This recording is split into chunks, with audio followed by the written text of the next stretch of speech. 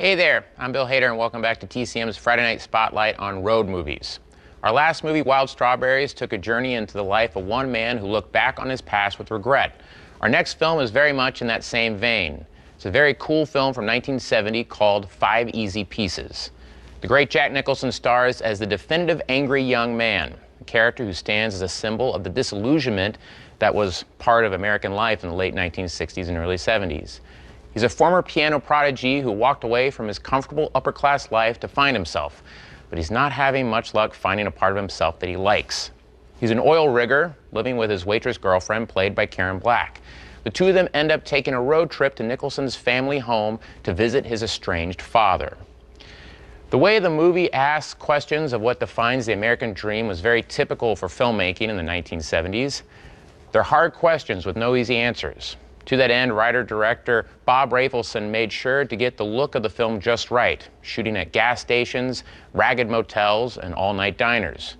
So here's the film that earned 4 Academy Award nominations for Best Picture and Screenplay, Best Actor for Jack Nicholson, and Best Supporting Actress for Karen Black. From Columbia, 5 Easy Pieces. So how about that scene in the diner where Jack Nicholson tries in vain to get a piece of plain toast? I'd like a plain omelet, no potatoes, tomatoes instead, a cup of coffee, and wheat toast. That scene has taken its place as a classic movie moment, but where it originated is in question.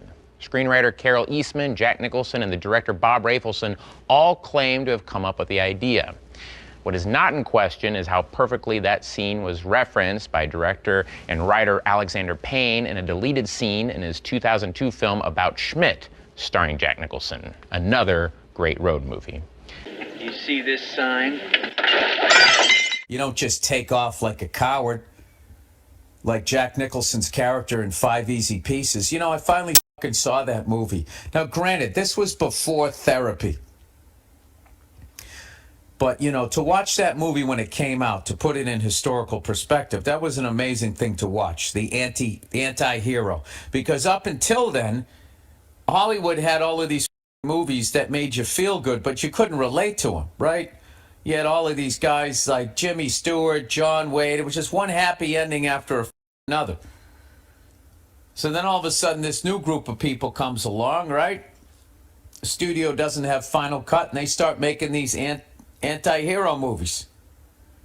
The anti-hero. The guy who just says, hey, you know what? Fuck you.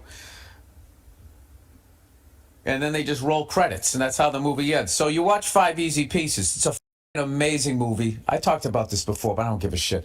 Karen Black kills it, as always. Jack Nicholson, I mean, he's just one of the great movie stars of all time. He kills it. And he's driving this Mercury Marauder, I think it was called. That movie, the way... I don't want to ruin the movie, but the way he handles that relationship, that's not the way you do it. You got to sit down, and as Hootie and the Blowfish once said, let her cry until the tears come out like rain, and if the sun comes out tomorrow, da-da-da, I can't remember. I don't remember. It was a long time ago. And I don't think I was ever sober and listened to Hootie and the Blowfish. She went in the back to get high.